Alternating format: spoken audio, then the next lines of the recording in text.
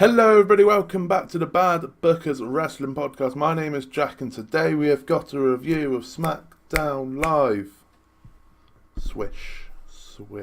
SmackDown Live. Yeah, after Raw, I thought it was a very decent Raw last night. SmackDown Live, can it live up to what Raw was? Usually it can, and better it. But we'll have to see if this week does it. We kicked things off with Shane McMahon coming out. And we saw the recap of last week when Roman Reigns Superman punched Vince McMahon, and Shane was out here saying how despicable it was for a man to hit another man's father. How could someone do that? Absolutely disgusting. Moving on. Shane then says that, he could fire Roman, he could fine Roman, he could suspend Roman, but no, we're going to settle it in the ring. So Roman Reigns, come out here right now. Roman does, and he's got a mic in hands, but he just looks at it and then chucks it away. Shane shrugs at him, chucks it away, but before the two could scrap, Elias comes out, and that's the advantage that Shane McMahon needed as they demolished Roman Reigns, ending the brawl with a drift away from Elias. Exciting start to SmackDown, I guess. Shane McMahon's promo was quite funny with the whole father thing. Gets Roman into a program straight away with Elias and Shane. At Money in the Bank, I think Elias, later on in the night, Elias challenged Roman to a match at Money in the Bank. So we're just waiting to see if Roman accepts that. He will. It's going to be Roman versus Elias at Money in the Bank, which should be a decent enough match. Gets Roman away from the title a little bit longer. You don't have to put him in the title hunt straight away. And it gives Elias something to do. He probably will lose, which is a shame. But yeah, perfectly fine. The first match of the evening was a rematch from last week's Raw. Finn Bálor versus Andrade. Obviously, Andrade was in the Superstar Shake-Up, went to Raw, but then a week later he's back on SmackDown. So, Superstar Shake-Up, yeah. Another decent match between the two, as they're both fantastic competitors. The finish of the match saw Zelina Vega go up to the top rope, but she tried to jump on Finn Bálor, but Finn managed to move away, so she jumped onto, caught by Andrade, a bit like NXT TakeOver with Aleister Black, a bit like that. But Andrade put Zelina Vega down, turned around, and that was enough time to have Finn Bálor kick him into the corner, hit the coup de grace, and pick up the victory, getting his win back after last week. 50-50 booking, we love it, don't we? So yeah, Finn wins. Next match of the night, Kairi Sane in her first singles action in SmackDown Live versus Peyton, on the main roster really, versus Peyton and Royce, one half of the Women's Tag Team Champions. This match was exactly like the one last night with Peyton, Royce and Naomi, except this one was more of a squash match. Once again, couple of minutes, maybe 3 minutes, something like that. Kairi Sane picks up the win. So you've squashed both your Women's Tag Team Champions in 2 nights in singles action. Don't know if I like that idea, but hey, I don't like it. I didn't particularly like it yesterday, but it's understandable why they did it. It's just the fact that they're your champions, they're your tag team champions. I understand that Naomi needs to have a win early on in her career on Raw. Kairi Sane needs to have her first singles victory on the main roster, but they're your champions. They're the Iconics. They're fantastic. Don't squash them in matches every week. Shouldn't really be happening.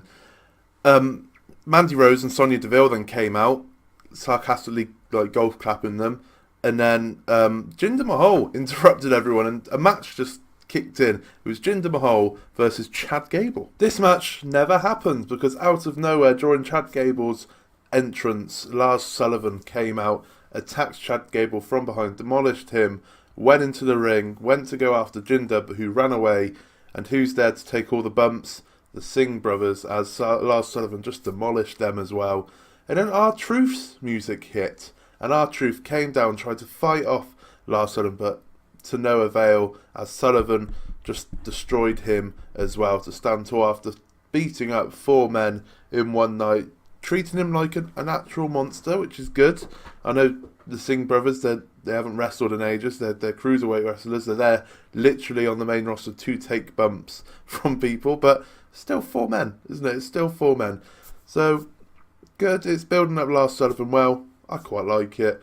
We'll just have to wait and see what really happens. Who's his first feud actually going to be?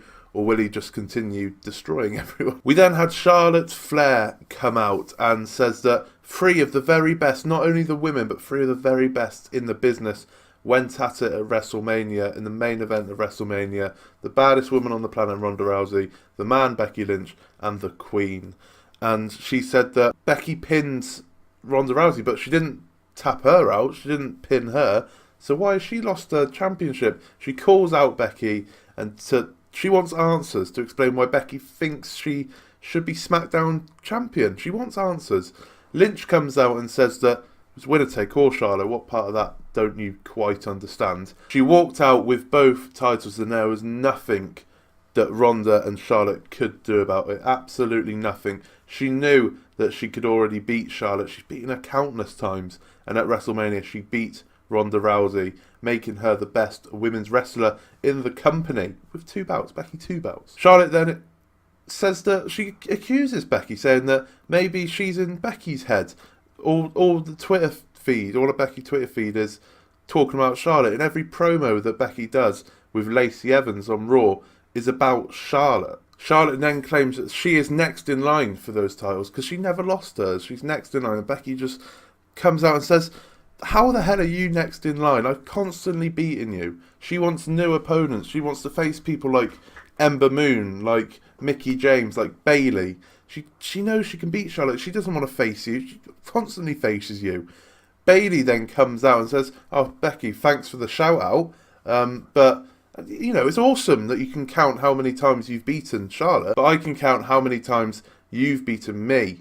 And that is 0 times. Not just 0 times, 0 times. Charlotte then interrupts and goes like, Bayley, get to the back of the line. What are you doing here? And Bayley goes, look, Charlotte, just stop thinking you can get handed everything. Why don't you earn a title shot for once? And we are going to get a match between Bayley and Sasha. The winner will get the next title opportunity for Becky Lynch's SmackDown Live Women's Championship. As expected, a good match between the 2 fantastic wrestlers.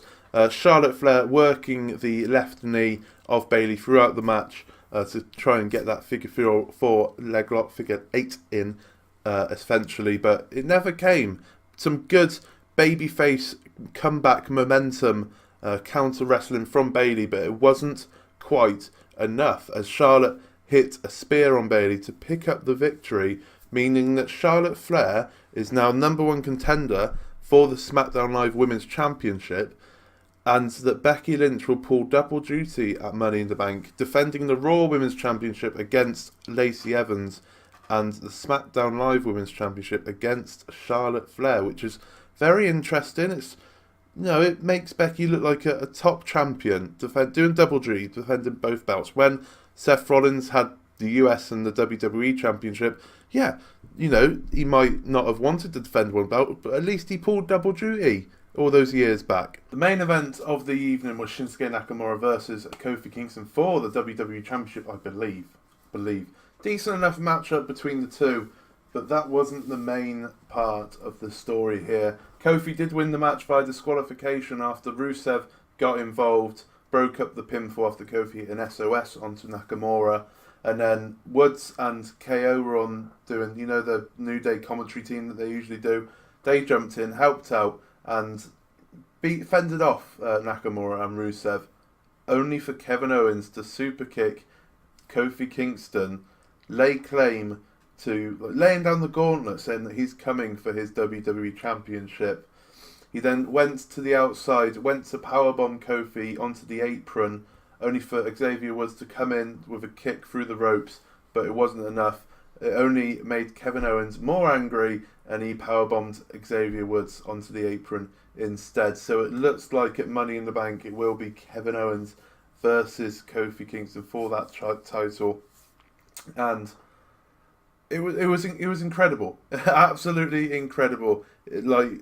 I didn't expect it whatsoever, really. I thought this after last week, it makes so much sense now. It makes so much sense because after last week, I think everyone thought that KO's gonna turn on them, and then it never happened. And then this week it was just like, oh, maybe not, maybe it's not gonna happen. Then it did. It certainly shocked me. But it makes so much sense. Why would you turn Kevin Owens heel again in his hometown of Montreal last week when you could just do it and get a proper crowd reaction instead of... Because Montreal probably would have cheered it because it's Kevin Owens. But I don't know where they were tonight, but it just made so much sense to do it tonight, and it sets up that match at Money in the Bank. Nothing's been confirmed, nothing's been said anywhere. Kevin Owens just laid down the challenge saying he's going to come for that WWE Championship. It's probably going to happen at Money in the Bank. That's the next pay-per-view. Money in the Bank's looking like quite a top-notch card at the moment. I'm not going to lie. But yeah, that was SmackDown Live. I enjoyed it at parts. It's the second half was better than the first half. The first hour was a bit... I don't know. I just couldn't connect with it, really. Second half with the Charlotte Bayley match, Kevin Owens turning heel again. It just seemed quite good. So I don't think it was as good as Raw last night, in my opinion. But there's certainly both situations, both shows had their own good builds to Money in the Bank, which was fantastic. So I'm going to give this one a 3.25 stars. I think a quarter star less than Raw was last night. That was SmackDown Live. It's been alright. It's been alright wrestling this week. I'm not going to lie. It's better than last week. Much better than last week. If you did enjoy that, please leave a like on the video. Please subscribe if you're new or you haven't done so already. Check us out on Patreon, patreon.com /Bad Bookers. If you pledge £2, you get a chance to win £10 every month. It's mental. Do it. Don't do it. If you can't afford it, don't do it. We don't expect anything from Patreon. We've got a fantastic group of people who are currently pledging to us at the moment. It just makes us want to do this more because people actually believe in us and actually want to help us out. Check us out on Facebook at Bad Bookers WP. Check us out. No, that's our Twitter. Check us out on Twitter at Bad Bookers WP. Check us out on Facebook and Instagram. Just search Bad Bookers and you'll find us. And yeah, thank you very much for watching.